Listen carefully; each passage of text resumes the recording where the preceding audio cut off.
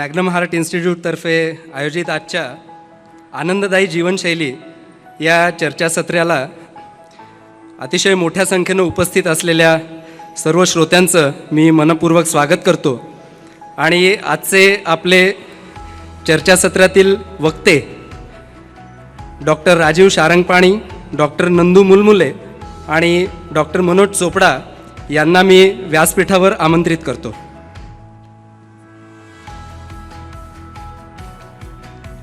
श्रोत्यांनो, पुन्हा एकदा आपल्या सगळ्यांचं आणि आपल्या उपस्थित सर्व वक्त्यांचं मी मनपूर्वक स्वागत करतो. आपण सगळेच जाणतो की 7 वर्षांपूर्वी डॉक्टर मनोज चोपडा यांनी मॅग्नम हार्ट इन्स्टिट्यूट या रुग्णालयाची स्थापना केली. उत्तर महाराष्ट्रातलं हे एक अतिशय सर्व सोयी सुविधांनी युक्त सर्वोत्तम कार्डियाक सेंटर आहे.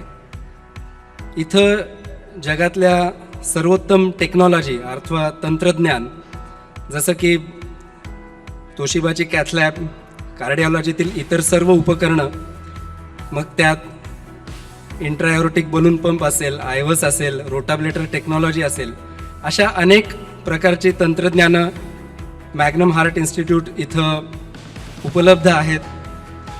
गेल्या 7 वर्षात हजारो रुग्णांवर इथं उपचार झालेले आहेत. त्यातले अनेक रुग्ण आज इथं सभागृहात उपस्थित देखील आहेत. कुठलाही क्रिटिकल रुग्ण असेल तर त्याला उपकरणांअभावी किंवा सोयी सुविधांअभावी मुंबई किंवा पुण्याला जावं लागू नये ही भावना मनात ठेवून हे स्टेट ऑफ द आर्ट म्हणजे तंत्रज्ञानाने युक्त आणि सर्वोत्तम सुखसोयी, त्याचबरोबर एक डॉक्टरांची फळी इथं मॅग्नमला उपलब्ध केली गेलेली आहे. त्यात कार्डिओलॉजिस्ट्स आहेत, फिजिशियन्स आहेत, सर्जन्स आहेत, ॲनेस्थेटिस्ट्स आहेत, तज्ज्ञ असे सर्व स्टाफ आहे, नर्सेस आहेत. आपण सगळ्यांनी याचा अनुभव वेळोवेळी घेतलेला आहे. तर ही फळी उभी करून हे मॅग्नम हार्ट इन्स्टिट्यूट गेली 7 वर्ष रुग्णसेवेत कार्यरत आहे. हॉस्पिटल सुरू केल्यावर डॉक्टरांच्या असं लक्षात आलं की एकूणच हृदयरोग आणि आपल्या शरीराबद्दल किंवा विविध आजारांबद्दल रुग्णांमध्ये खूप अज्ञान आहे. तर हे अज्ञान दूर केलं पाहिजे आणि या अज्ञानावर मात करण्यासाठी काय करता येईल, तर जास्तीत जास्त लोकांना शिक्षित केलं पाहिजे, जास्तीत जास्त लोकांना याविषयी शास्त्रोक्त माहिती दिली पाहिजे. या उद्देशानं 6 वर्षांपूर्वी आम्ही या चर्चासत्राची सुरुवात केली. गेली 4-5 वर्ष आपल्यापैकी बरेच जण या चर्चासत्राला उपस्थित राहतोय आणि यात विविध विषय आजपर्यंत हाताळले गेलेत. सुरुवात आम्ही हृदयरोगापासून केली, पण त्यानंतर इतर मानसिक आजार असतील, इतर काही आजार असतील, यावर विविध प्रकारची चर्चासत्र गेल्या 5 वर्षात आयोजित केली. ही जी काही पालखी आम्ही सुरू केली याचे भोई आम्ही दरवर्षी बदलले.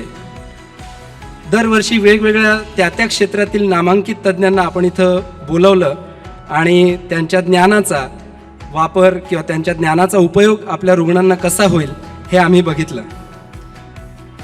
या चर्चासत्राला न भूतो न भविष्यती असा प्रतिसाद लाभतोय आणि गेली काही वर्ष कालिदास कला मंदिरात घेणारा हा कार्यक्रम आपण यावर्षी या जरा सुटसुटीत आणि थोड्या मोठ्या अशा दादासाहेब गायकवाड सभागृहात घेतला, कारण लोकांची खूप जास्त गैरसोय तिकडे होत होती असं आमच्या लक्षात आलं. या मोठ्या संख्येनं आपण सगळे उपस्थित राहिलात याबद्दल पुन्हा एकदा मी आपल्या सगळ्यांचं स्वागतही करतो आणि आभार देखील मानतो. या वर्षाची जी संकल्पना आपण घेतली आहे ती आहे आनंददायी जीवनशैली. आणि या आनंददायी जीवनशैली या विषयाला अनुसरून आज इथं आपण जे नामांकित तज्ज्ञ बोलवलेत ते बऱ्यापैकी आपल्या सगळ्यांना ज्ञात असलेले डॉक्टर राजीव शारंगपाणी, त्यांची यथावकाश ओळख मी चर्चासत्राच्या सुरुवातीला करून देणार आहे. नांदेडचे मानसोपचार तज्ज्ञ डॉक्टर नंदू मुलमुले आणि आपलेच डॉक्टर नाशिकचे हृदयरोग तज्ज्ञ डॉक्टर मनोज चोपडा हे इथं उपस्थित आहेत. त्यांचं देखील मी मनपूर्वक स्वागत करतो. चर्चासत्राला सुरुवात करण्यापूर्वी फॉर्मली आपण दरवर्षी करतो तसं दीपप्रज्वलन करून आपण या कार्यक्रमाची सुरुवात करूयात. त्यासाठी मी या सर्व कार्यक्रमाच्या पडद्यामागच्या कलाकार डॉक्टर रश्मी चोपडा यांना देखील मंचावर आमंत्रित करतो आणि आपल्या आजचे उपस्थित वक्ते या सर्वांनी दीप प्रज्वलन करून आजच्या या आपल्या कार्यक्रमाची सुरुवात करायची आहे.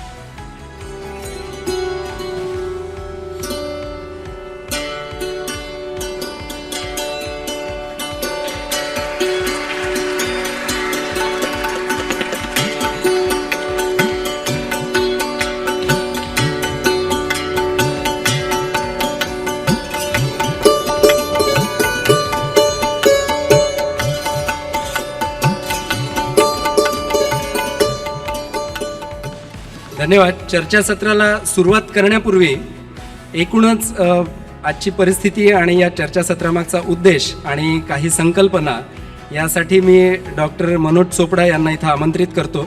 व्यासपीठावरील उपस्थित डॉक्टर राजीव शारंगपाणी, डॉक्टर नंदू मुळमुळे, माझे मित्र डॉक्टर संकलेचा व या हॉलमध्ये उपस्थित असलेले सर्व मान्यवर, माझे मित्र मैत्रिणी आणि सर्व ज्येष्ठ नागरिक. नाशिककर, कशा आहात तुम्ही? एक विचार करा, एक चित्र तुमच्या डोळ्यापुढे आणा. एक सुरेख सकाळ, घरात सगळे साखर झोपेत, तुम्ही मात्र ताजेतवाने होऊन घराबाहेर पडता आहात. हवा तुमच्या केसांची खेळते आहे. ताजी हवा तुम्ही श्वासाद्वारे शरीरात घेत आहात. तुम्ही खुशीत आहात आणि तुमचं वय आहे 80. हातात काठी न घेता तुम्ही चपळपणे चालत आहात. माझ्या मते हेच एक पूर्ण आरोग्य. पण हा 80 किंवा 90चा आकडा आज आपण गाठतो आहोत का? माझ्या मते या सभागृहात बरेच ज्येष्ठ नागरिक आहेत ज्यांनी 60, 70, 80 वयापर्यंत पोहोचलेले, तर आजही ते पूर्णपणे निरोगी आहेत. आपण जेव्हा आरोग्याचा विचार करतो त्यावेळेस शारीरिक, मानसिक व सामाजिक सुस्थिती महत्त्वाची ठरते. कोणताही त्रास किंवा आजार नाही म्हणजे आपण निरोगी आहोत का? बऱ्याच वेळा आपण बघतो की शरीरामध्ये आजाराने शिरकाव केलेला आहे, पण त्याची लक्षणं आपल्याला काहीच नाही. असे जे काही सायलेंट किलर्स किंवा गनिमी काव्याने तुमच्या शरीरामध्ये प्रवेश करणारे आजार म्हणजे डायबिटीज, मधुमेह, उच्च रक्तदाब, हायपरटेन्शन, नसाच्या अस्तरांना सूज येणे किंवा त्या बारीक होणे आणि त्याच्यामुळे येणारे हृदयविकार आणि पक्षवाताचा झटका.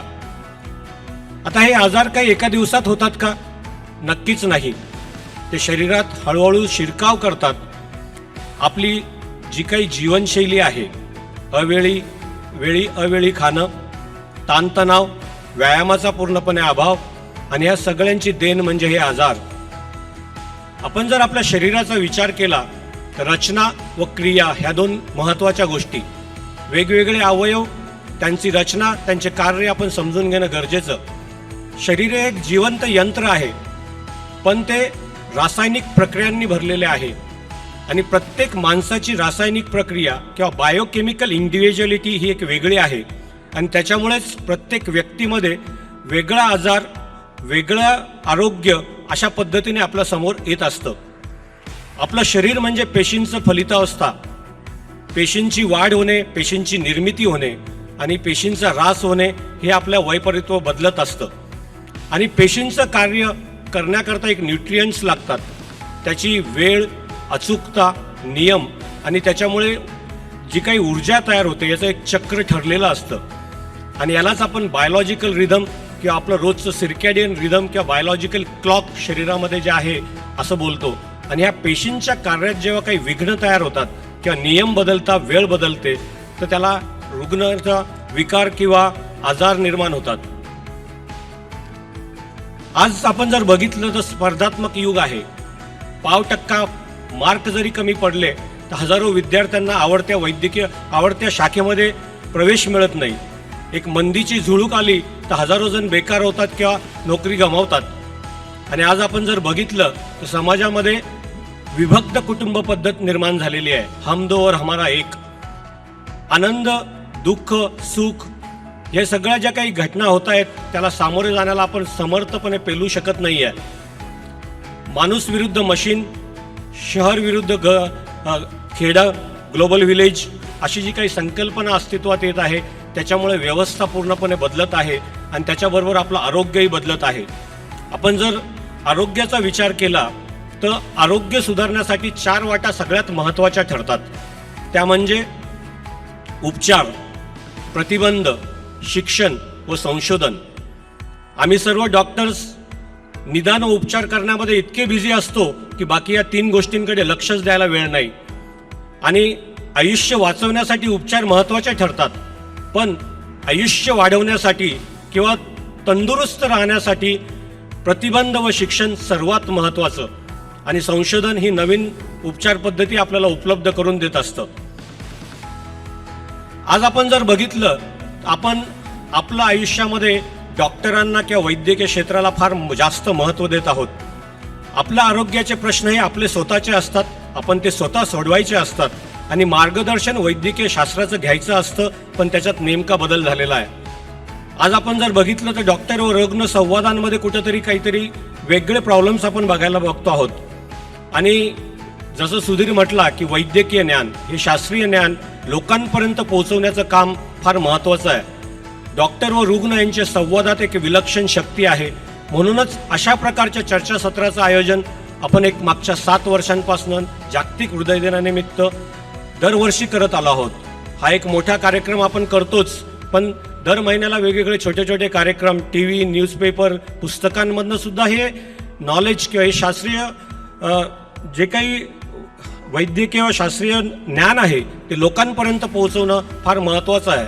जसं मी बोललो की शिक्षण डॉक्टरांचं म्हणा किंवा कॉमन मॅनचं हे जर केलं तर त्याच्यातनं आजाराचं प्राथमिक अवस्थेत निदान करणे, प्राथमिक अवस्थेत आपलं शरीर आपल्याला काय सांगायचा प्रयत्न करतंय याची माहिती आपल्याला मिळते आणि वेळीच कोणताही अपघात न होता प्रायमरी स्टेजमध्ये आपण डॉक्टरकडे जाऊन त्याचे उपचार करू शकतो. हाच उद्देश याच्या मागे आहे. मी जसं बोललो की डॉक्टर व रुग्ण संवाद फार महत्त्वाचा, कारण की रुग्णाशी संवाद साधल्यानंतर बरं होण्याची जबाबदारी मी रुग्ण व नातेवाईकांवरती टाकत असतो. आणि आपण जर बघितलं की यशस्वी डॉक्टर नेहमी एक रिलेशनशिप तयार करतो. रुग्ण व डॉक्टर यांच्यात जर नातेसंबंध तयार झाले तर पेशंट बरा होण्यास जास्त मदत होते. Relationship and not the therapy cures the person. म्हणजेच उपचाराबरोबर नातेसंबंध सुद्धा फार महत्त्वाचे ठरतात. आजही मला एक खंत वाटते की पहिल्या 3 तासात कोणत्याही आजाराला फार महत्त्व दिलं जातं, पण ह्या 3 तासामध्ये रुग्ण डॉक्टरकडे किंवा हॉस्पिटलमध्ये पोहोचतच नाही. हृदयविकाराचा झटक्याचा जर विचार केला, आजही फक्त 10 ते 12% रुग्ण हॉस्पिटलमध्ये पहिल्या 3 तासात पोहोचतात आणि सगळ्यात जास्त मृत्यू हृदयविकाराच्या झटक्यामुळे पहिल्या 3 तासात येतात. आणि तामिळनाडूमध्ये एक स्टेमी इंडिया नावाचा प्रोजेक्ट लॉन्च केला गेला आहे आणि त्याच्यामध्ये त्यांनी स्पोक अँड हब मॉडेल तामिळनाडूमध्ये तयार केला आहे. हृदयविकाराचा झटका, त्याचा त्रास आणि तो त्रास झाल्यापासून उपचार करण्यापर्यंत 700 ते 800 मिनिटाचा वेळ घालवला जात होता. आणि मागच्या 3 वर्षामध्ये त्यांनी हे स्पोक अँड हब मॉडेल म्हणजे 30 किलोमीटर परिघामध्ये वेगवेगळे ॲम्ब्युलन्सेस, वेगवेगळे डॉक्टर्सकडे ECG मशीन्स, ECG काढल्यावर तिथे मेन सेंटरला पाठवणं आणि त्याचा अभ्यास करून रुग्णाला जर हृदयविकाराचा झटका असेल तर त्वरित रक्त पातळ करायचं इंजेक्शन किंवा अँजिओग्राफी, अँजिओप्लास्टी अशा पद्धतीचे उपचार करायचे की ज्याचे करून रुग्णाचा जीव वाचवता येईल. आणि हे सगळं त्यांनी 700 ते 800 मिनिटाचा जो काही वेळ आहे तो 300 ते 350 मिनिटापर्यंत खाली आणला आहे. आणि याच्याकरता गव्हर्नमेंट, डॉक्टर्स, समाज आणि वेगवेगळे NGOज यांचं एकत्रीकरण हा यशस्वीपणे राबवलेला प्रोजेक्ट आज आम्ही आता नाशिकमध्ये सुरू करायचा मानस आमचा आहे. 3 महिन्यापासून ह्या प्रोजेक्टवरती आम्ही काम करतो आहोत. वेगवेगळे सेंटर्स, वेगवेगळ्या ठिकाणी ECG मशीन्स, ॲम्ब्युलन्सेस कशा पद्धतीने उभ्या करता येईल आणि याचा कमीत कमी वेळात रुग्णापर्यंत पोहोचून त्याचे उपचार कसा करता येईल याचा विचार आम्ही तिथे करत आहोत. एका बाजूला आपण लाईफस्टाईल डिसिजेसबद्दल बोलतो आहोत, पण दुसरीकडे infectious diseases, dengue, malaria, swine flu आजही आपल्याकडे धुमाकळ घालतायत. बरेच रुग्ण त्याच्यामुळे मृत्युमुखी पडतायत. स्वामी विवेकानंदांनी सांगितलं आहे की पाश्चिमात्य लोकांना समाज स्वच्छतेकडे जास्त लक्ष देतात आणि भारतीय समाज वैयक्तिक स्वच्छतेकडे जास्त लक्ष देतो, समाज स्वच्छतेकडे नाही.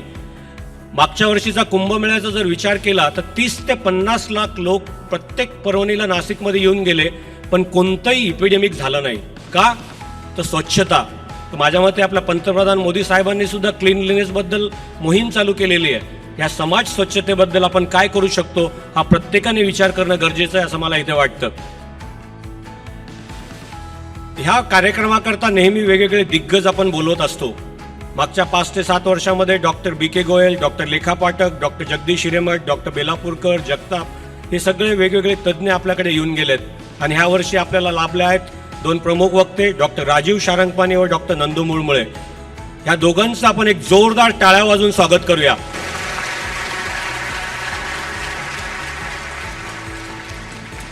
आणि जाता जाता हा कार्यक्रमच्या आयोजनामध्ये 3 ते 4 महिन्यापासून मॅग्नम माझे जो काही स्टाफ काम करत असतं त्याच्यामध्ये डॉक्टर रश्मी चोपडा, डॉक्टर सुधीर संकलेचा, मेदने, वैद्य, मनीषा, मृणाल, महेश आणि सगळा काही स्टाफ कर्मचारी वर्ग पूर्णपणे वेळ देऊन कार्यक्रम कसा पद्धतीने यशस्वी करता येईल याच्याकरता जे काही ते काम करतात. आणि त्याच्यामुळेच तुमच्यासमोर मी असा एक चांगला आणि व्यवस्थित कार्यक्रम देतो. त्याच्याकरता मॅग्नमच्या टीमचे एकदा जोरदार टाळ्या वाजून अभिनंदन. आणि सर्वात महत्त्वाचं म्हणजे तुम्ही दाखवलेला प्रेम, विश्वास आणि तुम्ही दिलेला प्रतिसाद यामुळेच ह्या कार्यक्रम करण्याकरता आम्हाला जो काही उत्साह मिळतो तो असाच तुम्ही द्विगुणित करत राहावा अशी ईश्वरचरणी प्रार्थना करून मी माझे 2 शब्द संपवतो. धन्यवाद. धन्यवाद. आपण आता चर्चासत्राला सुरुवात करणार आहोत. तत्पूर्वी मी आपल्या आजचे जे वक्ते आहेत त्यांची थोडक्यात ओळख करून देणार आहे. कारण बरेच जण आपण त्यांना ओळखतो पण त्यांची ओळख मी खरी करून देणार आहे. सुरुवात मी माझ्यापासून करणार आहे कारण की माझी ओळख कोणीच करून देणार नाही. मी डॉक्टर सुधीर संकलेचा गेली 21 वर्ष पॅथॉलॉजिस्ट म्हणून काम करतोय. आणि ह्या कार्यक्रमाचं नियोजन करत असताना लक्षात आलं की शारंगपाणी सर सांगतात की तुमचे छंद जोपासा, आणि छंद जोपासण्यासाठी म्हणून मी इथं बसलेलो आहे बेसिकली. आणि दुसरी एक गोष्ट सांगतो की माझ्यावर कुठलाही ताणतणाव नाही आहे. आज आपला कार्यक्रम आनंददायी जीवनशैली आहे त्याच्यामुळे माझ्या स्वतःवर कुठलाही ताणतणाव नाही आहे. असलाच तर तो आपल्या वक्त्यांवर असेल आणि तो कसा दूर करायचा याची पण उत्तरं तेच देणार आहेत. मी सुरुवात डॉक्टर मनोज चोपडांपासून करतो कारण की आपण सगळे त्यांना ओळखतो पण एक फॉर्मल त्यांची ओळख करून द्यावीशी वाटते. की वणीसारख्या अतिशय छोट्या गावातून त्यांनी आपलं शालेय शिक्षण पूर्ण केलं आणि त्यानंतर आपल्या हुशारीच्या जोरावर, आणि तसं बघायला गेलं तर त्यांची पार्श्वभूमी देखील व्यापारी आहे, पण आपल्या हुशारीच्या जोरावर आणि मेहनतीच्या जोरावर त्यांनी BJ मेडिकल कॉलेज इथून MBBS आणि MD आणि त्यानंतर अखिल भारतीय स्पर्धा परीक्षेत मेरिटमध्ये उत्तीर्ण होऊन जे हॉस्पिटल इथं DM कार्डिओलॉजी या अभ्यासक्रमाला प्रवेश मिळवला आणि ती परीक्षा देखील ते मेरिटमध्ये उत्तीर्ण झाले. त्या काळी कार्डिओलॉजिस्ट खूप कमी होते त्यामुळे जगभर त्यांना काम करायच्या खूप साऱ्या संधी उपलब्ध होत्या. पण आपल्या स्वतःच्या गावात जाऊन काहीतरी काम करावं हा विचार मनात ठेवून ते नाशिकला आले आणि नाशिक इथं त्यांनी कार्डिओलॉजी ही ब्रँच सुरू केली, स्वतःचं छोटं हॉस्पिटल सुरू केलं. नाशिकमधली पहिली कॅथलॅब राजेबहादूर हॉस्पिटल इथं सुरू झाली, त्यात डॉक्टर चोपडांचा मोलाचा वाटा होता. आणि त्यानंतर आपण बघतोच आहोत की आज नाशिकमध्ये बरेच हृदयरोग तज्ज्ञ आहेत. बरीच वर्ष त्यांनी सामाजिक बांधिलकी देखील जपली आणि विशेषतः उत्तर महाराष्ट्र म्हणजे नंदुरबार, धुळे या आदिवासी पट्ट्यात जाऊन तिथली जी मुलं होती त्यांची हृदयरोगाची तपासणी करून ज्या काही मुलांना हृदयरोग होते, ज्याला आपण झडपेतली छिद्र म्हणतो किंवा झडपांचे आजार, त्या मुलांवर त्यांनी NRHM या आपल्या शासकीय योजनेअंतर्गत मोफत उपचार केले आणि आजवर अक्षरशः शेकडो हजारो रुग्णांच्या त्या मुलांच्या शस्त्रक्रिया त्यांनी केलेल्या आहेत. हे बऱ्याच जणांना माहीत नाही. त्यांना जगभर युरोपियन कार्डिओलॉजी सोसायटी असेल, अमेरिकन कार्डिओलॉजी सोसायटी असेल यांच्या मानद फेलोशिप्स मिळालेल्या आहेत. अनेक ठिकाणी त्यांनी व्याख्यानं दिलेली आहेत, वर्कशॉप्स कंडक्ट केलेले आहेत. बऱ्याच जर्नल्समध्ये त्यांनी शोधनिबंध देखील लिहिलेले आहेत. आपल्या रुग्णांना आपलं शास्त्र चांगलं माहिती पाहिजे या उद्देशापोटी त्यांनी सहज सोप्या भाषेत समजेल असं हृदयरोग व आपण हे पुस्तक लिहिलं आणि ते पुस्तक इतकं लोकप्रिय झालं की आजवर त्याच्या जवळपास 40,000 प्रती खपल्या आहेत आणि ज्याला म्हणतो की घरी रेडी रेकनर किंवा काही लागलं तर पटकन रेफर करता येईल अशा पद्धतीचं हे पुस्तक आहे. आपल्या सर्वांच्या वतीनं मी डॉक्टर मनोज चोपडांचं एक पुष्पगुच्छ देऊन स्वागत करतो.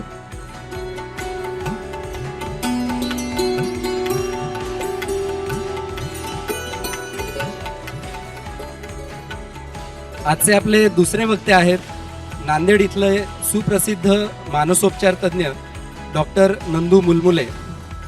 नागपूर येथून MBBS ची पदवी त्यांनी गव्हर्नमेंट मेडिकल कॉलेज इथून प्राप्त केली आणि त्यानंतर सायकियाट्री आणि स्किन ह्या 2 शाखा नागपूरला अवेलेबलच नव्हत्या, म्हणजे या 2 शाखांचं पदव्युत्तर शिक्षणच तिथं नव्हतं आणि त्या काळी मानसोपचार आणि स्किन डिसीजेस या दोनही शाखांमध्ये खूप कमी जण पदव्युत्तर शिक्षण घेत असत. तर त्यासाठी त्यांनी मुंबई गाठली आणि मुंबईला त्यांनी MD सायकियाट्री ही पदवी प्राप्त केली. गेली 20 वर्ष ते नांदेड इथं मानसोपचार तज्ज्ञ म्हणून काम करत आहेत. अतिशय प्रसन्न व्यक्तिमत्व असलेले डॉक्टर मुलमुले यांनी व्यक्तित्व विकास, तणावमुक्ती यावर आजवर शेकडो व्याख्यानं दिली आहेत. अनेक शिबिरांचं देखील आयोजन केलं आहे. गेली 10 वर्ष ते अंधश्रद्धा निर्मूलन चळवळीत देखील सक्रिय आहेत. आजवर त्यांनी 3 पुस्तकांचं लेखन केलंय आणि मनाची ये गुंती या त्यांच्या पुस्तकाला राज्य शासनाचा पुरस्कार देखील मिळाला आहे आणि याच पुस्तकावर आधारित ते एक कार्यक्रम करतात मनाची ये गुंती आणि त्याचे आजवर 350हून अधिक प्रयोग झालेले आहेत. आजच्या या चर्चासत्रात आनंददायी जीवनशैलीतला जो एक तणावमुक्ती किंवा मानसिक ताणतणाव यावर ते आज आपल्याला सखोल मार्गदर्शन करणार आहेत. मी मॅग्नम हॉस्पिटलच्या संचालिका डॉक्टर रश्मी चोपडा यांना विनंती करतो की त्यांनी डॉक्टर मुलमुले यांचा पुष्पगुच्छ आणि मेमेंटो देऊन यथोचित सत्कार करावा.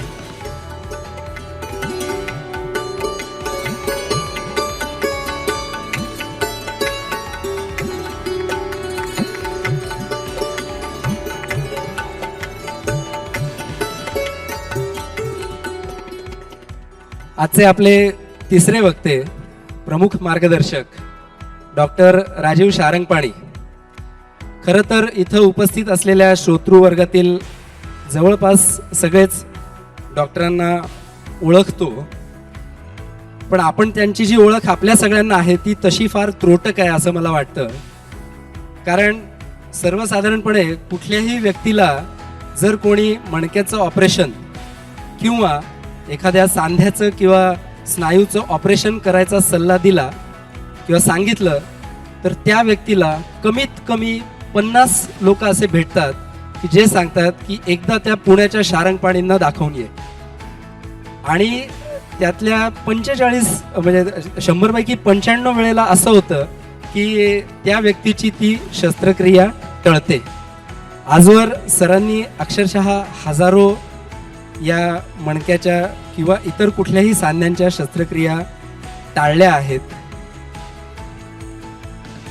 सर एक उत्तम सर्जन असल्याने कमीत कमी सर्जरी करणारा तो उत्तम सर्जन असं नेहमी आमच्या वैद्यकीय शास्त्रात शिकवलं जातं आणि त्याचं एक जिवंत उदाहरण म्हणजे डॉक्टर राजीव शारंगपाणी यांच्याकडे बघता येईल.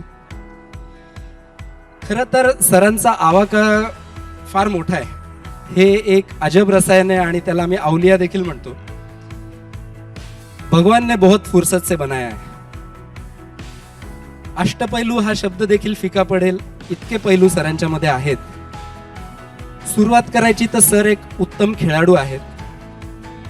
महाराष्ट्राकडून 2 वेळेला ते रणजी क्रिकेट सामने खेळलेले आहेत. सरांनी योगासनांचा शास्त्रोक्त अभ्यास केलाय आणि रशिया आणि आसपासच्या अनेक देशांमध्ये त्यांनी योगासनांची शास्त्रोक्त प्रात्यक्षिकं दिलेली आहेत. क्रीडा वैद्यक शास्त्र हा त्यांचा आवडीचा विषय म्हणून आपली स्वतःची जनरल सर्जन असताना देखील सर्जरीची प्रॅक्टिस बंद करून त्यांनी जर्मनीत क्रीडा वैद्यक शास्त्राचा शास्त्रोक्त अभ्यास केला, एक डिप्लोमा केला आणि त्यानंतर पुण्यात येऊन फक्त त्यांनी क्रीडा वैद्यक शास्त्राशी संबंधित आणि फिटनेस रिलेटेड प्रॅक्टिस सुरू केली. भारतीय क्रीडा प्राधिकरणासाठी गेली अनेक वर्ष ते तज्ज्ञ मार्गदर्शक म्हणून काम करतायत. सर एक उत्तम गिर्यारोहक आहेत. हिमालयात अनेक ठिकाणी त्यांनी गिरिभ्रमण केलंय, अनेक शिखरं पादाक्रांत केली आहेत आणि फक्त भारतातच नाही तर किलीमांजारो आणि अँडीज या रांगांमधील देखील काही शिखरं त्यांनी सर केलेली आहेत. आपल्याला माहिती आहे की पॅराग्लायडिंग आणि पॅरासेलिंग हे अतिशय अवघड प्रकार आहेत. ते देखील सरांनी त्याचं प्राथमिक शिक्षण पूर्ण केलेलं आहे. क्रीडा आणि फिटनेस याच्या व्यतिरिक्त कला क्षेत्रात देखील सरांचा मुक्त संचार आहे. आपण सगळेच जाणतो की सर एक अतिशय उत्तम वक्ते आहेत आणि मुख्य म्हणजे ते बोली भाषेतील लिखाण करणारे अतिशय उत्तम लेखक आहेत. सहज सोप्या समजेल अशा बोली भाषेत त्यांनी साप्ताहिक सकाळ असेल किंवा इतर काही वृत्तपत्र असतील याच्यात लेखमाला लिहिलेल्या आहेत. त्याची काही पुस्तकं देखील प्रकाशित झालेली आहेत. इतर उद्योग कमी की काय म्हणून त्यांनी स्वतःचीच प्रकाशन संस्था शारंगपाणी प्रकाशन या नावानं सुरू केली आणि आपली जवळपास 9 ते 12 पुस्तकं सरांनी आजवर लिहिलेली आहेत. त्यातील तंदुरुस्त रहा आणि खुशीत जगा, काय वाटेल ते आणि कलाकारांसाठी लिहिलेलं शरीर संवादशास्त्र ही पुस्तकं संग्रही ठेवण्यासारखी आहेत. जे काही अवघड असतं ते करायला सरांना आवडतं. सर पुणेरी आहेत हे कदाचित पुढच्या 2 तासात कळूही शकेल आपल्याला, पण त्यांना जे काही अवघड आहे ते करायला अतिशय आवडतं आणि कला क्षेत्रातलं म्हणजे संगीत क्षेत्रातली सगळ्यात अवघड वाद्य जर कुठली असतील तर ती बासरी आणि व्हायोलिन. आणि सर तीच 2 वाद्य गेली 20 वर्ष शिकतायत आणि अतिशय उत्तमरित्या ती वाजवतात देखील. आजच्या आपल्या या आनंददायी जीवनशैली या अतिशय महत्त्वाच्या आणि अवघड विषयावर सर आपल्याशी आज सहज आणि सोपा संवाद साधणार आहेत. ते आपल्याला एका अज्ञाताची ओळख करून देणार आहेत, आपल्यात असलेल्या भीतीचं निराकरण देखील करणार आहे आणि त्याच्यासोबत आपल्या आयुष्यात जी काही धोकादायक वळणं आहेत आणि ज्या काही अपघाताच्या जागा आहेत त्या देखील सर आपल्याला दाखवणार आहेत असं मला वाटतं. ही त्यातल्या त्यात छोटीशी ओळख करून देतो सरांची आणि मी डॉक्टर रश्मी चोपडांना विनंती करतो की त्यांनी सरांचा यथोचित सत्कार करावा.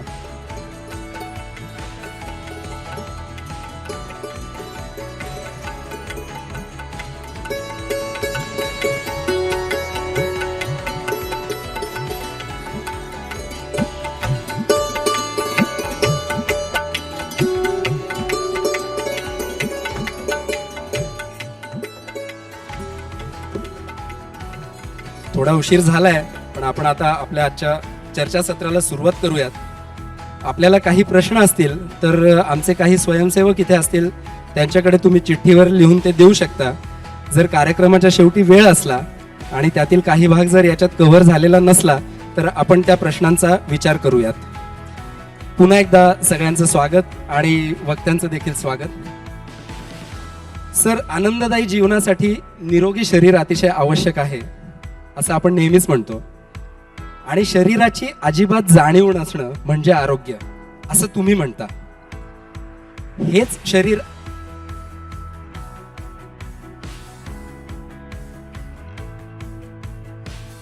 आपण जे दिवसभर वापरतो ते कसं वापरतो याला एक ठोकळ भाषेत आपण जीवनशैली असं म्हणतो. मला सरांना विचारायचं आहे की हे जे काही आपलं शरीर आहे, या शरीराची रचना, या शरीर क्रिया आणि आपल्या या मनाचे व्यापार याविषयी आपण काय सांगाल की या शरीराविषयी जागरूकता म्हणजे नक्की काय आणि हे शरीर समजून घेणं म्हणजे नक्की काय? नमस्कार. आपलं म्हणता येण्यासारखं फक्त आपलं शरीर आणि मन असतं, बाकी आपलं काही नसतं जगामध्ये. सगळ्या गोष्टी नाहीशा होऊ शकतात, शरीर आपल्या जवळ मरेपर्यंत राहतं. दुसरी गोष्ट, शरीर आणि मनाचं फारकत बरीच वर्ष चाललेली आहे. शरीर आणि मन वेगळं काही नसतं, शरीर आणि मन एकच असतं. एक गोष्ट दिसते, एक गोष्ट दिसत नाही.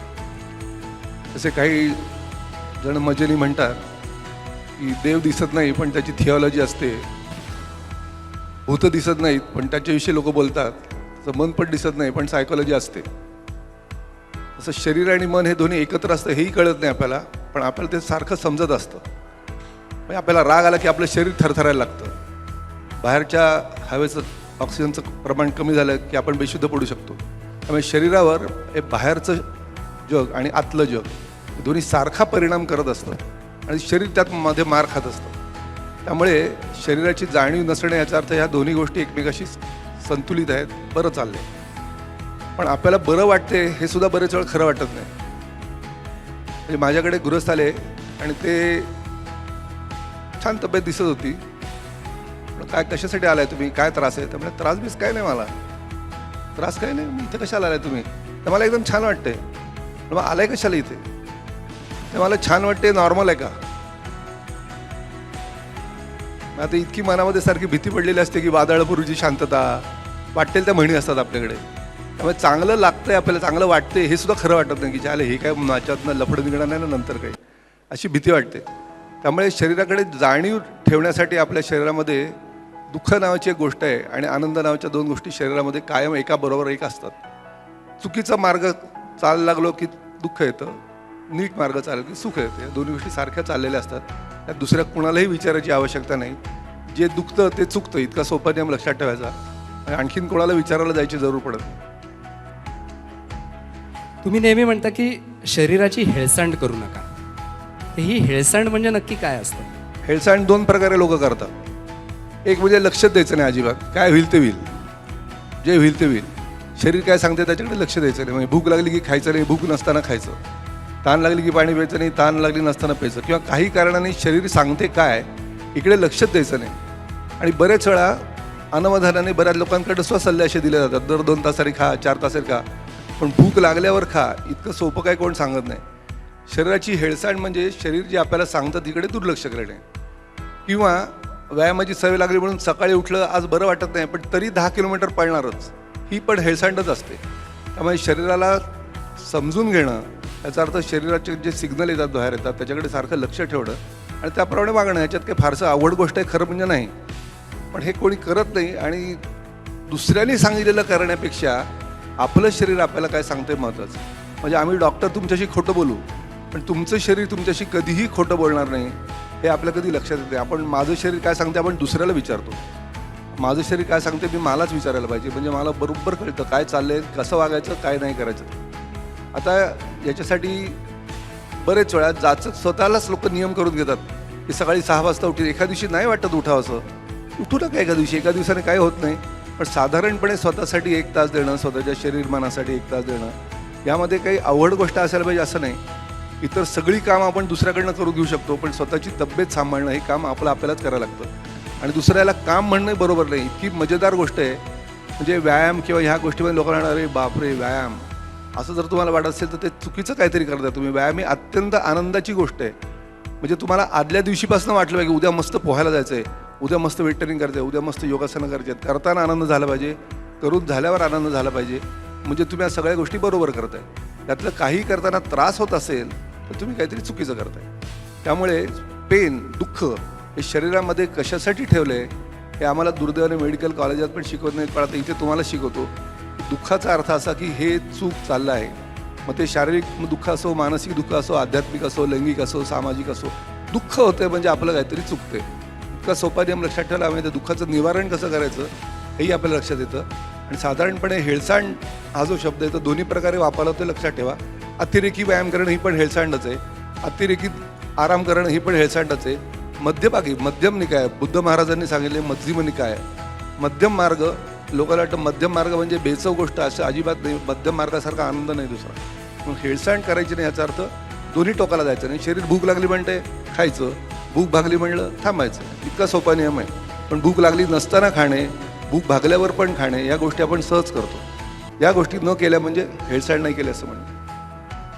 अतिशय छान शब्दात सरांनी दुःख आणि हेळसांड या दोन्ही गोष्टी सांगितल्या.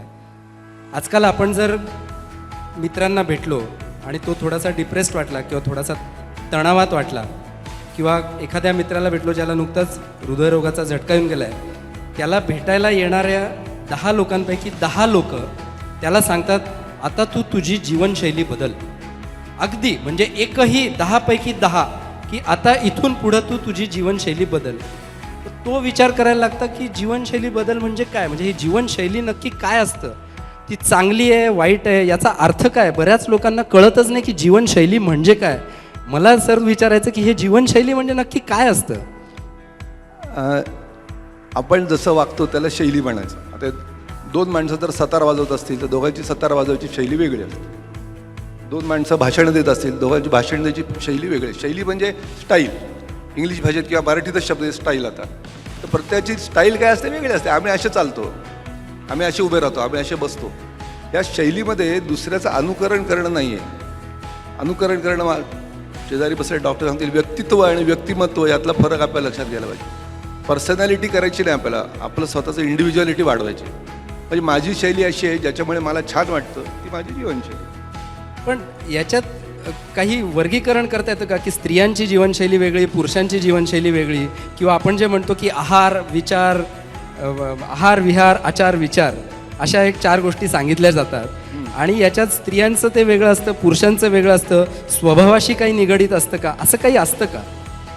आता मांडण्यावर आहे. म्हणजे जी गोष्ट केल्यावर मला छान वाटतं त्याप्रमाणे मी वागतो. आता उदाहरणार्थ मला हाफ पॅन्ट घालून हिंडायला आवडतं, पण म्हणून काही चांगल्या समारंभाला कोणी हाफ पॅन्ट घालून जात नाही.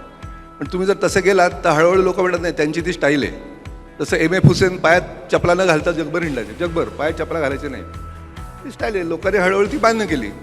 पहिल्यांदा सुरुवातीला लोकांना विचित्र वाटलं की हे काय असं करते, तर मला हे असं कम्फर्टेबल आहे, मी पायात चपला घालतात चालतो, मला काही त्याचा त्रास होत नाही आणि मी मजेत राहतो.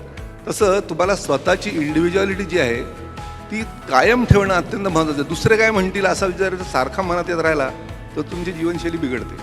दुसरा काय म्हणतील याच्यापेक्षा माझं शरीर काय म्हणते, मी काय म्हणते, याच्याकडे जर जरा जास्ती लक्ष दिलं तर जरा जास्ती सोपं जातं. म्हणजे दुसरी गोष्ट आपल्याकडे अशी होते जीवनशैलीमध्ये, एक बोले तैसा चाले असं म्हणायची एक पद्धत आपल्याकडे पडली, पण ती खरंच चुकीचं आहे. चाले तैसा बोले सोपं जातं जीवनशैलीमध्ये. आणि आपण जे करतो तेच बोलायचं, त्यामध्ये काही वेगळं करायला लागत नाही. म्हणजे मला भाषण देता असं आठवायला लागत नाही की काय करायला पाहिजे, मी जे करतो तेच सांगतो. त्यामध्ये चुकीचं असायची शक्यता नसते, कारण मी केलेलंच असतं ते, त्यामुळे मला माहीत असतं. पण आधीच आपण एखादी गोष्ट बोलून ठेवली की ब्रह्मचर्य हे जीवन, वीर्यनाशात मृत्यू, असं एकदम ठासून कुठे भाषणात सांगितलं आणि आपल्याला नंतर लक्षात अरे आयला आपल्या बायका तर आपल्याला फार आवडतात, आता पंचायत झाली, मग खोटारडेपणा येतो. जीवनशैलीमध्ये खोटारडेपणा आणण्याची काही जरूर नाही. आपल्याला जे भावतंय, जे पटतंय, जे केल्यानंतर बरं वाटतं, जे केल्यानंतर आपल्याला प्रेम करणारी माणसं वाढतात, त्या गोष्टी बरोबर चालल्या आहेत. आणि ज्या गोष्टी केल्यावर आपल्यालाही बरं वाटतं नाही, इतरांनाही बरं वाटलं नाही, आपल्याला समजतं सारखं की काय माझं बरं नाही चाललं, मी खरं नाही वागत आहे, स्वतःशी लोकांशी खरं वागत नाही, चुकीचं चाललं आहे. इतकी साधी गोष्ट आहे. त्यामुळे जे केलं असतं आपली ऊर्जेचा स्तर वाढता राहतो, ती जीवनशैली योग्य असते. जे केल्यावर आपल्या जीवनाचं एनर्जी कमी होते समजतं आपल्याला की मग असं वागलं की आपण वाईट केलं. उगाच लोकांवर संतापलो की ज्याच्यावर आपण संतापतो त्यापेक्षा स्वतःला जास्ती त्रास होतो. एकदा नीट कळलं की आपण विनाकारण कोणावर संतापू पण शकत नाही. जीवनशैलीबद्दल सरांनी अतिशय सोप्या भाषेत आपल्याला सांगितलं की ज्याच्याने ऊर्जा वाढते ती जीवनशैली चांगली, मग ती प्रत्येकाची वेगवेगळी असू शकते. मला इथे डॉक्टर मुलमुले सरांना पण एक प्रश्न विचारायचा आहे, कारण जीवनशैली म्हटलं की त्याचा बराचसा संबंध हा मानसिक अवस्थेशी देखील असतो, की मनाची अवस्था कशी आहे त्यावर बरेचदा आपली जीवनशैली ठरते. आणि या जीवनशैलीशी निगडीत अनेक प्रकारचे मानसिक आजार देखील असतात. तर हे जीवनशैलीशी निगडीत मनाची अवस्था आणि त्याच्याशी निगडीत असलेले मानसिक आजार हे कसं ओळखायचं आणि याच्यावर मात कशी करायची, तुम्ही काय सजेस्ट कराल. पहिली गोष्ट अशी आहे की सर्वोत्तम जीवनशैली कुठली, तर माणूस निसर्गाच्या जितक्या जवळ राहील तितकी ती जीवनशैली उत्तम आहे. सारंगपाणी सरांनी खूप छान सांगितलं की ती एक गजलची ओळ मला आठवते की मैं अपने खेतों से बिछड़ने की सज़ा पाता हूँ, मैं अब खुद को राशन की कतारों में नज़र आता हूँ. ज्या क्षणी माणूस निसर्गापासून तुटायला लागला त्या क्षणी त्याच्या सगळ्या जीवनात विकारांनी स्थान मिळवलं. मित्रो, आयुष्यात ही पाहणी फार मोठ्या संस्थांनी केलेली आहे की जगातल्या सगळ्यात जास्त लोकांना ग्रासणारे पहिले 10 विकार हे माणसाची लाईफस्टाईल बदलल्यामुळे झालेले आहेत. मग ते हृदयविकार असो, मेंदू मस्तिष्क विकार असो, ओबेसिटी असो, डायबिटीस असो, आत्महत्या, ॲक्सिडेंट्स, हे सगळे विकार, एड्स सारखा विकार सुद्धा माणूस निसर्गापासून तुटल्यानंतर निर्माण झालेले आहेत. तेव्हा ही गोष्ट फार महत्त्वाची आहे. आणि दुसरी गोष्ट सरांनी फार चांगली सांगितली की लोक काय म्हणतात याचा विचार करू नका. तुम्हाला जर वाटतं की हे चांगलं नाही आहे, बरोबर नाही, आपण कोणाकडे जातो आणि मग तो खायचा आग्रह करतो ना, आपला खाण्याचा जो काही संकल्प असेल तो मोडतो, तिथे आपण ठामपणे नाही म्हणू शकत नाही. एक फार जुना चित्रपट आहे काजल, त्याच्यामध्ये एक सुंदर गझल आहे साहिर लुधियानवीची. दुनिया की निगाहों में भला क्या है बुरा क्या, ये बोझ अगर दिल से उतर जाए तो अच्छा, अशी त्याच्यामध्ये ओळ आहे. माणसाने स्वतःसाठी जगलं पाहिजे. मानवी जीवन सगळ्यांना फक्त एकदा मिळते आणि त्या जीवनातली, आता ज्येष्ठ नागरिकांच्या बाबतीतच बोलायचं तर 50% संपलेलं आहे. आता जे उरलेलं आहे ते आपल्या हातात आहे. मी रोज सकाळ संध्याकाळ जे पेशंट पाहतो ते सगळे पेशंट्स मेंदूतल्या रासायनिक बिघाडामुळे आजार झालेले कमी आणि भोवतालच्या वातावरणामुळे, निसर्गापासून तुटल्यामुळे, मानवी नातेसंबंध आणि मानवी संवाद तुटल्यामुळे निर्माण झालेले मानसिक विकाराचे बळी असतात. सुरुवातीला माझी ओळख करून दिली, नांदेडचे प्रख्यात मानसरोग तज्ज्ञ आहे. मला फार वाईट वाटतं की एखादा मानसरोग तज्ज्ञ एखाद्या गावामध्ये प्रख्यात होतो, ही त्या गावाच्या मानसिकतेच्या दृष्टीने प्रगतीची चांगली लक्षणं नाही आहेत.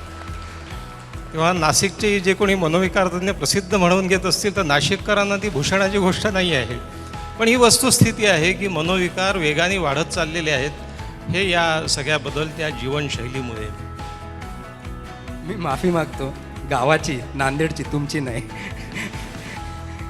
मला या संदर्भात, आपण नेहमी म्हणतो की हृदयविकार हे जीवनशैलीशी निगडीत असतात अनेकदा, म्हणजे आपल्या खाण्यापिण्याच्या सवयी असतील किंवा इतर काही असतील. आणि मला इथं डॉक्टर चोपडांना विचारायचं आहे की अनेक जण असतात की दिसायला इतर लोकांना त्यांची जीवनशैली अतिशय आदर्श वाटते. आदर्श की हा माणूस मोजकं खातो, व्यवस्थित राहतो, व्यायाम करतो, कुठेही रात्रीच्या पार्टीला जात नाही आणि शांत आहे, कधी चिडचिड करत नाही. आणि तोच व्यक्ती वयाच्या 30व्या-35व्या वर्षी डॉक्टर चोपडांकडे मायोकार्डियल इन्फार्क्शन म्हणून येतो. हे खूप कॉमन आहे, आम्ही अनेक पेशंट्स असे बघतोय. तर आपण एकीकडे जीवनशैलीबद्दल बोलतो की उत्तम जीवनशैली, आत्ता सरांनी ते बऱ्याच प्रमाणे आपलं क्लिअर केलं की हे असं वागणं म्हणजे काही जीवनशैली नाही आहे, खरं तर ही शरीराची हेळसांड आहे. पण या प्रकारचे जे काही रुग्ण येतात तर त्यांच्याबद्दल तुमचं ऑब्झर्वेशन काय की हे कदाचित कशामुळे होत असेल, की ह्या जीवनशैलीला तुम्ही काय म्हणाल? बरेचदा म्हणतो की आपण तो आतल्यात कुढत होता, असं आपण एक शब्दप्रयोग वापरतो या पेशंट्सबद्दल. तर काय म्हणाल तुम्ही? माझ्या मते आपण जर नेहमी ऐकतो किंवा बोलतो, दिल खोला होता मेरे दोस्तों के साथ तो नहीं खोलना पड़ता था औजारों के साथ. तर माझ्या मते संबंध ही फार महत्त्वाची गोष्ट आहे. आपण आपले असलेले मित्र, मैत्रिणी आणि कुटुंब याच्याबरोबर कसा वेळ घालवतो हा इथं महत्त्वाचा ठरतो. आता एक उदाहरण मी इथे देतो. मागच्या महिन्यामध्ये माझा एक कझिन भाऊ आहे, ब्रदर, त्याला बेसिकली त्याची जीवनशैली फार चांगली आहे. जसं सुधीर म्हटला की तो नियमित व्यायाम करतो, आमचे जे काही जैन लोकांचे उपवास आहेत तो नियमित करतो, वजन आटोक्यात आहे, कोणताही ताणतणाव नाही, खुशीत असतो. पण त्याला 1 महिन्यापासून गळ्यामध्ये दुखायला लागलं, काही बसल्या बसल्या थोडंसं चालल्यानंतर. आणि त्याच्यानंतर त्याने एक ECG काढला, तो नॉर्मल होता. पुन्हा एक 10 दिवसानंतर तो मला कुठेतरी बाहेर प्रोग्राममध्ये भेटला. त्याने मला सांगितलं, अरे म्हटलं हे बहुतेक आपल्याला एक एको CST करून घेऊया. पण काही कारणाने त्याला ते काही बिझी असल्यामुळे ते जमलं नाही. आणि पुन्हा एक 15 दिवसांनी म्हणजे महिन्याभरानंतर त्याला पुण्याला जाताना पुन्हा गळ्यात दुखलं. पुन्हा एक ECG काढला, पण तो पहिल्या ECG बरोबर कम्पेअर केला गेला नाही, त्याच्यात थोडेसे चेंजेस होते. आणि त्याच्यानंतर त्याने गळा आणि इथं जॉ पेन होतं आहे म्हणून दंतरोग तज्ज्ञाला दाखवलं. त्याने बघितलं, ते म्हटलं की दाताचा काही त्रास नाही, तुम्ही एकदा हृदयरोग तज्ज्ञाचा सल्ला घ्या. आणि तो मग माझ्यापर्यंत पोहोचला. तर त्याचं आम्ही पुन्हा ECG काढला तर त्याच्यात हृदयविकाराचा झटका येऊन गेलेला होता. आता मागच्या 1 ते 1.5 महिन्यामध्ये त्याच्यावरती जो काही ताणतणाव होता किंवा ज्या काही गोष्टी त्याच्या जीवनात घडत होत्या, त्याच्या मुलाचं लग्न ठरलं होतं, त्याच्यामुळे त्याची धावपळ होती, पुण्याला जाणं येणं बऱ्याच वेळा झालं.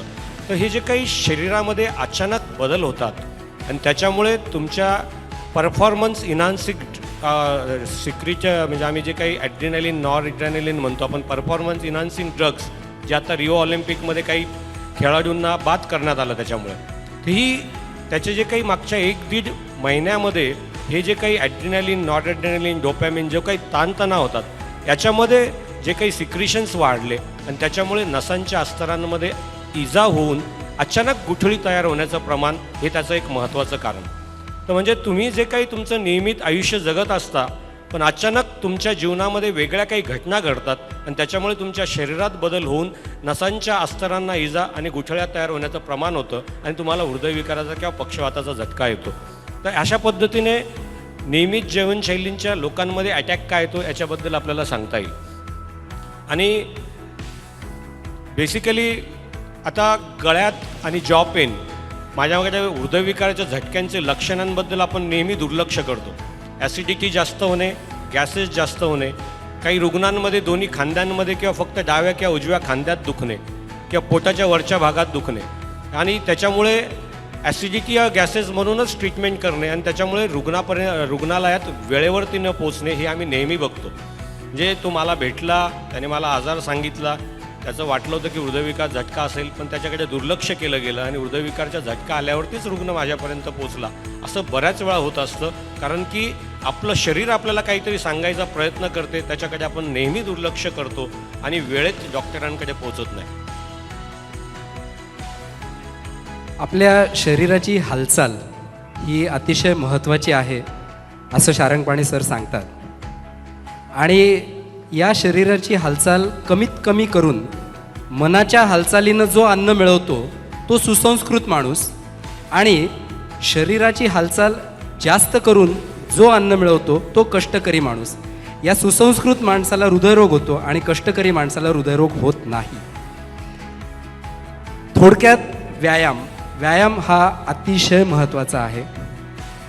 व्यायामाबद्दल खूप प्रश्न आहेत आणि व्यायामाबद्दल खूप गैरसमज देखील आहेत.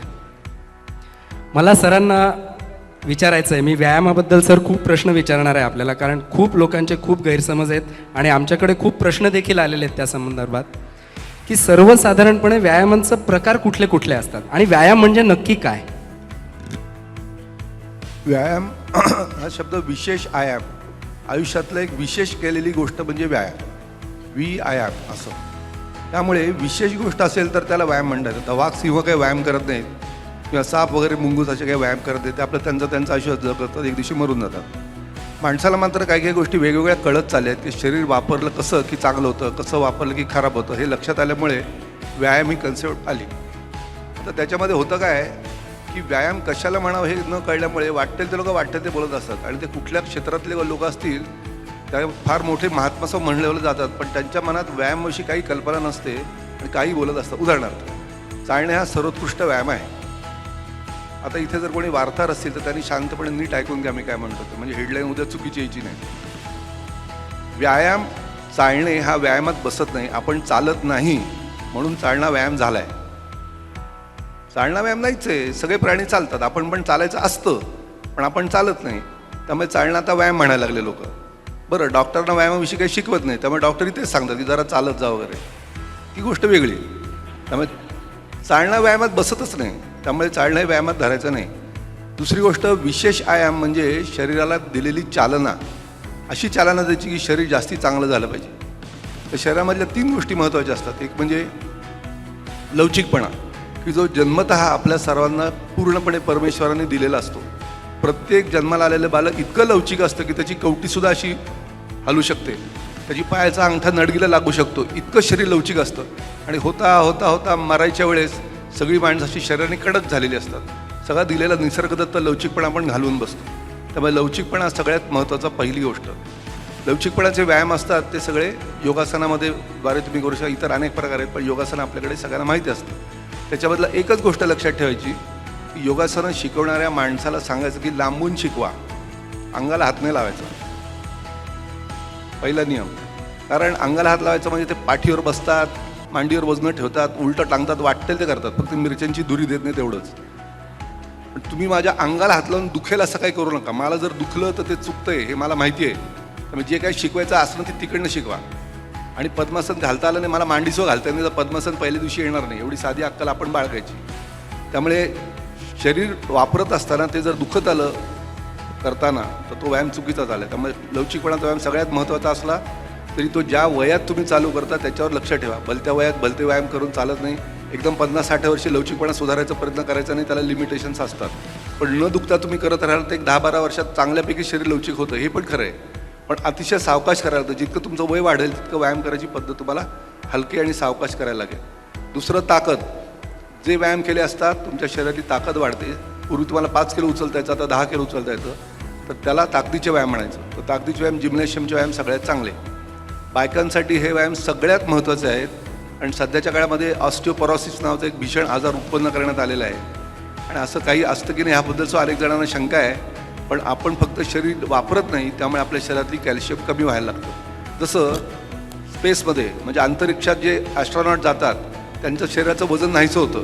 मग ते जर तिथे 5-6 महिने अंतरिक्षात राहिले तर त्यांच्या शरीराला कॅल्शियम 50% कमी होतं. तर तिथे जो स्प्रिंग लोडेड व्यायाम करतात, खूप व्यायाम करायचा प्रयत्न करतात तिथे, पण तरीसुद्धा उरलेला वेळ शरीर वेटलेस, वजनरहित अवस्थेत असल्यामुळे त्यांच्या शरीरातलं कॅल्शियम बराबर कमी होतं. किती कॅल्शियमचे डोसेस का, कॅल्शियम कमीच राहतं. तर फक्त वेट ट्रेनिंग म्हणजे वजन उचलायचा व्यायाम केला तर कॅल्शियम ताबडतोब नॉर्मल येतं. 3 ते 4 आठवड्यात कॅल्शियम नॉर्मल येतं. त्यामुळे वजन उचलायचा व्यायाम बायकांच्या दृष्टीने सगळ्यात महत्त्वाचा. बायका साधारणपणे निसर्गतः लवचिक असतात पुरुषांपेक्षा, मनाने आणि शरीराने दोन्ही. त्यामुळे लवचिकपणाचा व्यायाम बायकांना त्या मानाने कमी केले तरी चालतात. त्या मानाने ताकदीचे व्यायाम जास्ती. आणि एन्ड्युरन्स म्हणजे ज्याच्यामध्ये आपण शरीराचं हालचाल केल्यामुळे जेव्हा हृदयाचे ठोके वाढतात अशा व्यायामाला दमश्वासाचा व्यायाम म्हणतात. आता हे वाक्य मी सुद्धा तुमच्याकडनं शिकलो. म्हणजे मी एकदा असं म्हणलो पहिले अगदी सुरुवातीला की ज्याच्यामुळे शरीराचे हृदयाचे ठोके वाढतात त्याला दमश्वासाचा व्यायाम म्हणावे असं मी बोललो. आणि लगेच एक प्रश्न आला, म्हणजे आम्ही भयानक चित्रपट पाहिलं की आमचे छातीचे ठोके धाडधाड होतात, तो व्यायामच आहे का? तर शरीराचा वापर केला हे मला स्वतःला कळलं की असं म्हणायला पाहिजे. शरीराचा वापर केल्यावर जेव्हा छातीचे ठोके वाढतात त्या व्यायामाला दमश्वासाचा व्यायाम म्हणावे. आता ते कसे करावे त्याच्या अनंत पद्धती असतात, तो सगळा भाग वेगळा. पण साधं भराभर चालणे हळूहळू व्यायाम म्हणता येईल.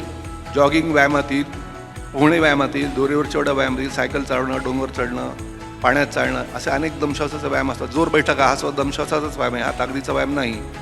त्यामुळे हे व्यायाम तिन्ही आपल्याला करता येतात. आणि तिन्ही व्यायाम हे आपल्या शरीराला मानवतील अशा बेताने 8-10 दिवसाच्या सायकलमध्ये बसवायचे. एकच व्यायाम सारखा करण्यापेक्षा व्यायामाची व्हरायटी ठेवली मग तिन्ही व्यायामाचा एकमेकाला जास्ती चांगला फायदा होतो. आणि कुठलाही एक व्यायाम संपूर्ण नसतो हे लक्षात ठेवा. बरेच जण म्हणतात सूर्यनमस्कार संपूर्ण व्यायाम आहे, योगासनं संपूर्ण व्यायाम. याचा अर्थ असा होतो की एकाच व्यायामाने तुमच्या शरीरातल्या सर्व सांध्यांचा लवचिकपणा वाढला पाहिजे, सर्व स्नायूंची ताकद वाढली पाहिजे आणि कुठल्याही हालचालीमधला स्टॅमिना वाढला पाहिजे. असं एका व्यायामात होत नाही. त्यामुळे अनेक व्यायामांचं एकत्रीकरण करून तुमच्या स्वतःसाठी तुम्ही एक असा शेड्यूल तयार करायचं की हे केलं असता माझं शरीर सगळ्यात चांगलं राहतं. त्याला संपूर्ण व्यायाम म्हणतात. म्हणजे ती तुम्ही नेहमी ती हत्ती आणि 7 आंधळ्यांची गोष्ट सांगता. हां, हत्ती म्हणता अगदी बरोबर आहे. म्हणजे प्रत्येकजण आपापला पाय धरून बसला आहे. हत्तीचं कान म्हणणार म्हणतो हत्ती सुपासारखा आहे, शेपटी धरण्यामुळे दोरखंडासारखा आहे, खांबा वाटेल ते म्हणतात. संपूर्ण हत्ती कोणीच पाहिलेला नसतो आणि संपूर्ण हत्ती आपल्याला कधीच दिसत नाही. आपण डाव्या बाजूने पाहिलं तर डाव्या बाजू दिसते, उजव्या बाजू दिसते, वरनं पाहिलं तर वरची बाजू दिसते. त्यामुळे संपूर्ण हत्ती आपल्याला कधी कोणाला दिसत नाही. म्हणजे आपण एकमेकाला असं संपूर्ण कधी पाहत नाही. मी यांच्याकडे पाहतो, यांची पुढची बाजू दिसते, मला मागची बाजू दिसत नसते. तेव्हा मग खरं म्हणाल तर आपण कोणाला कधीच संपूर्ण पाहत नसतो. त्यामुळे व्यायाम तर सोडाच. त्यामुळे व्यायाम करताना हे लक्षात ठेवायचं. आणि दुसरी गोष्ट अशी की व्यायाम हे मजेची गोष्ट आहे. म्हणजे ह्यात तुमचे कष्ट होतात असं जर मला वाटलं ना तर तो तुमच्यासाठी व्यायाम नाही. मला माहिती आहे की काही जण असे पण करतात. मी आता ठरवलं आता उद्यापासून रोज 12 सूर्यनमस्कार घालणार. संध्याकाळपासून टेन्शन येतं उद्या 12 नमस्कार घालायचे म्हणून. असं काही होत असेल तर तो व्यायाम तुमच्यासाठी नाही, नका घालू. अनेक व्यायाम आहेत वेगवेगळ्या प्रकारचे, पण स्वतःसाठी 1 तास वेळ द्या. आणि दुसरी गोष्ट लक्षात ठेवायची की आपल्याला आयुष्याकडे बघत गोष्टी करायच्या आहेत. मरण्यासाठी व्यायाम किंवा मरू म्हणून व्यायाम करता असं करायचं नाही आहे.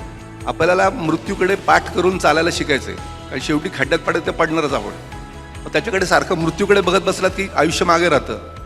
आयुष्याकडे बघत राहतं, सतत आयुष्य दिसत राहतं मरेपर्यंत. त्यामुळे उलटं चालायला शिका. मृत्यूकडे पाठ, जीवनाकडे तोंड, आयुष्य छान दिसत राहतं. फार सुंदर वाक्य सांगितलं सरांनी की मृत्यूकडे पाठ करून चालायला शिकलं पाहिजे.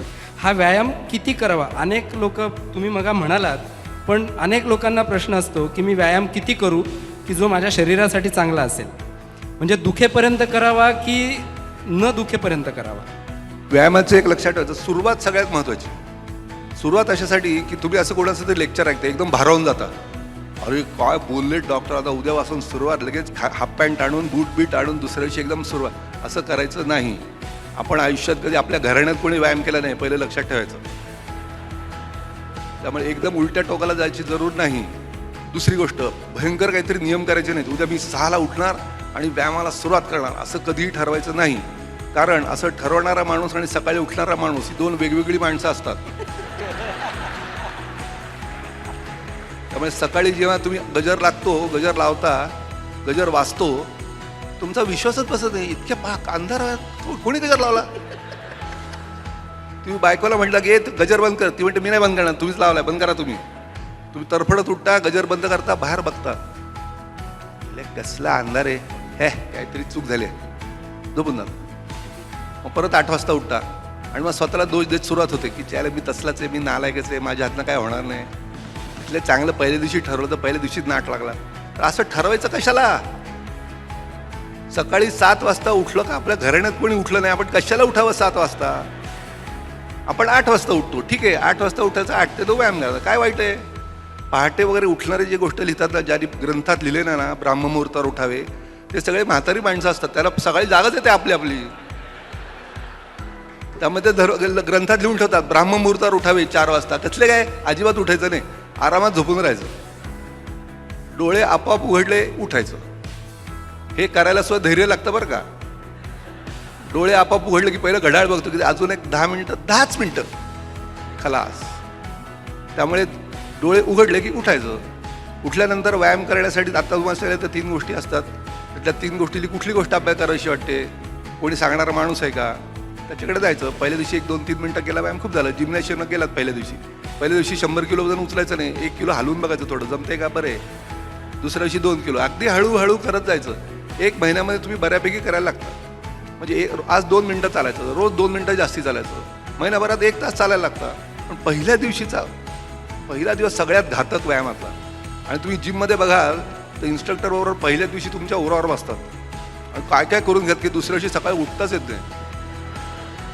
तुमचं धैर्य निघून जाते, सगळे व्यायाम बकवासाचे यायला आपल्याला काय जमणार नाही कधी. तर तसं करू नका. आणि दुसरं, एकदा व्यायामाला सुरुवात केली की काही कारणाने त्यात खंड पडला की स्वतःला शिव्या देऊ नका. म्हणजे मी सुरुवात केली ना की दरवेळेस झालं काहीतरी होतं की तुटतच चली. तर रोज व्यायाम करायची काहीही आवश्यकता नाही, पहिलं लक्षात ठेवा. आठवड्यात 4-5 दिवस व्यायाम केलात की ते रोज केल्यासारखंच आहे. रोज वगैरे करायला जाऊ नका. आणि ज्या दिवशी सकाळी उठल्यावर मस्त दुलईत गुरफटून राहावंसं वाटतं डिसेंबरमध्ये, झोपा की चायला मजेत राहा. तुम्ही सांगितलं सर की रोज व्यायाम नाही केला तरी चालेल, पण याच्यात एक दुसरी बाजू अशी आहे की काही जण म्हणतात की वर्षातले 2 महिने रिगरस व्यायाम करायचा. म्हणजे आम्ही एखाद्या ट्रेकला जातो किंवा मॅरेथॉनला जातो किंवा सायकलिंगला जातो, तर त्याच्या आधी 2 महिने आम्ही खूप व्यायाम करतो, पण तिकडून आल्यानंतर मात्र सगळं तुम्ही म्हणाला तसं अगदीच बंद पडतं. तर हे योग्य आहे का? वर्षभर केला पाहिजे की असं 2 महिने केलेला वर्षभर पुरतो, असं आमच्यातले काही जण म्हणतात? अजिबात व्यायाम पुरत नाही. तुम्ही लक्षात घ्या, साधारण 3 ते 4 आठवड्यामध्ये तुमचा फिटनेस पुन्हा एकदम सगळ्यात खाली लेवलला जातो. 3-4 आठवड्यात मी खरंच काही केलं नाही समजा, तर फिटनेस फार खाली जातो. त्यामुळे रिकव्हरीसाठी तुम्ही अक्षरशः मॅरेथॉन धावला असाल तर पुढचा 1 आठवडा जरा आरामात घ्यावं. म्हणजे पुन्हा धावण्यापेक्षा थोडेसे स्ट्रेचेस केले, थोडंसं स्विमिंग केलं किंवा वेगळी ॲक्टिव्हिटी केली तर मॅरेथॉननंतर तुमचं शरीर पुन्हा ताजं होतं 8 दिवसामध्ये.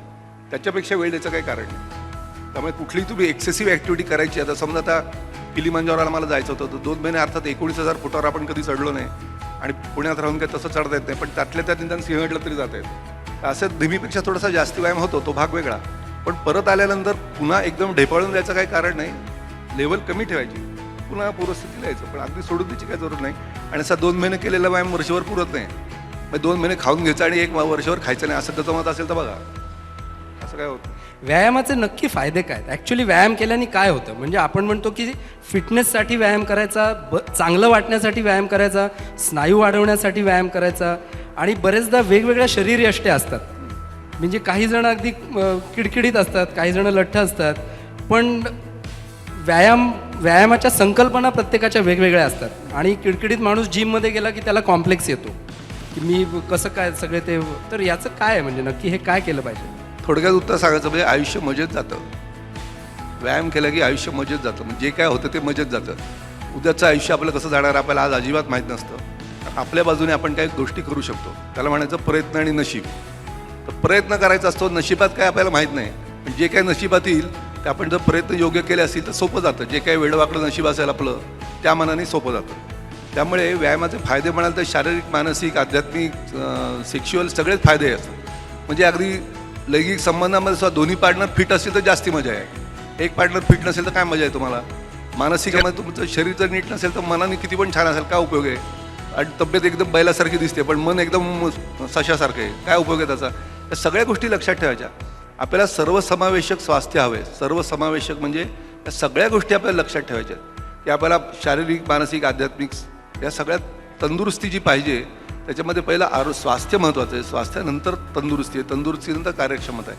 त्यामुळे तुम्ही जे काय काम कराल ते कार्यक्षमतेने करू शकाल, तब्येत छान राहील आणि विनाकारण छान वाटत राहतं. विनाकारण हा शब्द लक्षात ठेवा. तुम्हाला काही प्रमोशन मिळालं नसतं, पैसे मिळाले नसतात, बायको चांगली वागत नसते किंवा नवरा चांगला वागत नसतो, काही वेगळं काही आयुष्यात झालेलं नसतं. काही कारण नसताना छान वाटतं. हा व्यायामाचा सगळ्यात मोठा फायदा. काहीही कारण नसताना छान वाटतं. मला 2 व्यायाम प्रकारांविषयी थोडीशी चर्चा करायची आहे कारण की त्याच्याविषयी खूप मतमतांतर आहेत. एक म्हणजे सूर्यनमस्कार आणि दुसरं म्हणजे योगासन. सूर्यनमस्कार हा एक संपूर्ण व्यायाम प्रकार आहे असं सरकार पण म्हणायला लागलं आहे आणि त्याची काही ठिकाणी सक्ती देखील आजकाल करावी असं पण काही चाललं आहे. तर सूर्यनमस्काराविषयी तुम्ही काय सांगाल? ते किती केले पाहिजेत किंवा ते नाही केल्याने व्यायाम झाला नाही असं काही आहे का? नाही, सूर्यनमस्कार एक पद्धत आहे. म्हणजे कसं आहे, सूर्यनमस्कारमध्ये पुढे वाकडं मागे वाकडं थोड्याफार प्रमाणात एवढंच आहे. रोटेशन नाही, साईड बेंडिंग नाही किंवा खूप नमस्कार घातले तर दमशाचा व्यायाम पण होऊ शकेल. पण एकाच व्यायामाने सर्व स्नायू वापरले जाते. सूर्यनमस्कारामध्ये उदाहरणार्थ बायसेप्स वापरला जाणार नाही पण दंडाचा मागचा स्नायू जास्ती वापरला जाईल. मांडीचे पुढचे स्नायू वापरले जातील, मागचे वापरले जाणार नाही. त्यामुळे शरीराचा निम्मा भाग सूर्यनमस्कारात वापरला जाईल, उरलेला भाग वापरला जाणार नाही. दुसरी गोष्ट, कितीही गोष्टी चांगल्या असल्या तरी त्याची सक्ती करणं किंवा कायदा करणं ही चुकीची गोष्ट आहे. आता समाजामध्ये आपल्या फार वाढत चाललं आहे. त्यामुळे बरा प्रश्न विचारला त्या निमित्ताने सांगतो की उदाहरणार्थ हेल्मेट घातल्यानंतर तुमचं डोक्यावर आदळात तर हेल्मेटच्या कुवतीनुसार तुमचं डोकं सुरक्षित राहील ह्यात काही शंका नाही, त्यात कुणालाही शंका नाही. किंवा दारू प्यायली की चांगलं नसतं हे सगळ्यांना माहिती आहे. दारूनी कुणालाही काही फायदा होतो हे सगळ्यांना माहिती आहे. पण हेल्मेटची सक्ती किंवा दारू बंदी ह्या चुकीच्या गोष्टी ते लोक लक्षात घेत नाही. हेल्मेट तर घालायचं ना तर तुम्ही सतत सांगत राहा, लोक हेल्मेट घाला, हेल्मेट घाला, हेल्मेट घाला. हेल्मेट घालणं चांगलं असतं पण तुम्ही सक्ती करणं बरोबर नाही, कारण आम्ही आमची वैयक्तिक सुरक्षितता आम्ही बघून घेऊ. तसं सूर्यनमस्काराची सक्ती करणं की रोज सगळ्यांनी 12 नमस्कार घातले पाहिजे हे चुकीचं आहे. व्यायाम कितीही चांगला असला तरी त्याची सक्ती करणं हे चुकीचं आहे. असं सक्ती करायची नसते. सक्ती केली की त्या विषयातली गोडी जाते, पूर्णपणे गोडी जाते. त्यामुळे तुम्हाला वैयक्तिक स्वास्थ्य, आता सगळी ड्रग्सबद्दल इतके लोक बोलतात आमचं आयुष्य बरं नाही चाललेलं, आम्ही दारू पिली, आम्हाला थोडी एवढीशी दारू पिली की रोज बरं वाटतं. आता दारू पिणं चांगलं नाही सगळ्यांना माहिती आहे.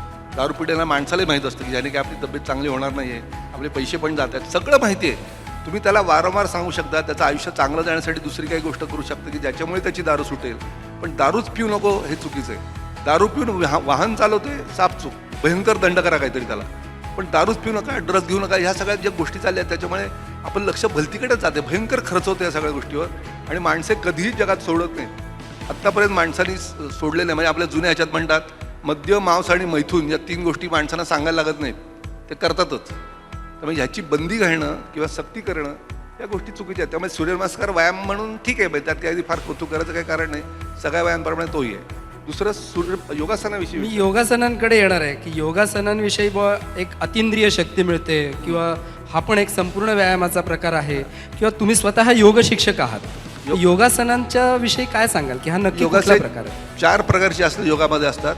एक मध्ये फक्त लवचिकपणा म्हणजे उदाहरणार्थ पश्चिमोत्तानासन, एकामध्ये स्थिर ताकद उदाहरणार्थ मयूरासन, एकामध्ये बॅलन्स उदाहरणार्थ शीर्षासन आणि एकामध्ये सगळ्या गोष्टी एकत्र म्हणजे उत्थित पद्मासन.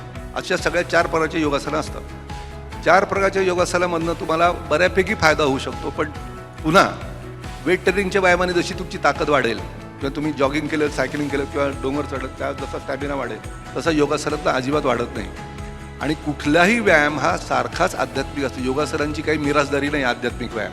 म्हणजे तुम्ही जेव्हा वजन उचलायचा व्यायाम करत असता, तुम्ही साधी गोष्ट समजा तुमच्यासमोर 100 किलोचं वजन आहे आणि तुम्हाला ते उचलायचं आहे, त्यासाठी मनाचं एकत्रीकरण किती जबरदस्त करायला लागतं, त्याशिवाय ते उचलतात, ते केल्याशिवाय तुम्हाला लक्ष द्यायचं नाही. त्यामुळे पद्मासन घालून मांडी लावून ध्यानस्थ बसलेला माणूस मनामध्ये कुठल्या नाचणाऱ्या बाईचं चित्र येत असेल त्याच्या, आपल्याला काय माहिती. केवळ तो पद्मासन घालून बसल्यामुळे काय तो अध्यात्म वगैरे काही करत नसतो. त्यामुळे ही लक्षात ठेवा, योगासनाचा अध्यात्माशी काही संबंध नाही. असला तर उरलेल्या सगळ्या व्यायामांचा जेवढा आहे तेवढाच, त्याच्यात काही अतिंद्रिय शक्ती वगैरे प्राप्त होत नाही. 40 वर्ष मी योगासनाचा व्यायाम करतोय, त्याच्यातले काही विशिष्ट व्यायाम केले तर एखादी गोष्ट वेगळी म्हणता येईल. म्हणजे त्राटकासारखा व्यायाम केले तर काही वेगवेगळे तुम्हाला मानसिक अनुभव येतात, तो भाग वेगळा. पण ते मी सांगू शकत नाही, कारण त्याला काही नक्की मी सांगू शकत नाही त्याबद्दल. पण योगासनाचे मिरासदारी नाही आध्यात्मिक, एवढं मात्र लक्षात ठेवा. तुम्ही काही पथ्य पण सांगतात योगासनं करण्याची. योगासना करण्याचं सगळ्यात पथ्य म्हणजे लांबून हात लावायचा नाही. बायकांना सांगणं सोपं आहे, पण पुरुषांनी सांगायचं लांबून, अंगाला हात नाही लावायचा. अशासाठी की मला किती ताण बसतो हे मलाच कळणार आहे, ते तुम्हाला कळणार नाही. त्यामुळे ताण द्यायचा आहे, पण तो सुखकारक असा ताण द्यायचा आहे आणि तो हळूहळू वाढवत जायचा आहे. कुठल्याही आसनामध्ये प्रत्येक आसन वेगवेगळ्या प्रकारे करता येतं. पण तसंच आपलं स्वतःचं शरीर हे प्रत्येक माणसाचं वेगळं शरीर असतं. दोन्ही शरीरं कधीही सारखी नसतात. त्यामुळे एका शरीराला जो व्यायाम झेपेल योगासनाचा, तो दुसऱ्याच्या तंतोतंत झेपेल असं नाही. त्यामुळे एखाद्या माणसाला कधीही पद्मासन आयुष्यात करता येणार नाही, असं पण असू शकेल. त्यांनी मरायचं कारण आहे. पद्मासन केल्यामुळे कोणाला साक्षात्कार होत नाही, हा तर गुडघेदुखी मागे लागते, याच्या पलीकडे काय नाही. त्यामुळे असं टोकाला जायचं काही कारण.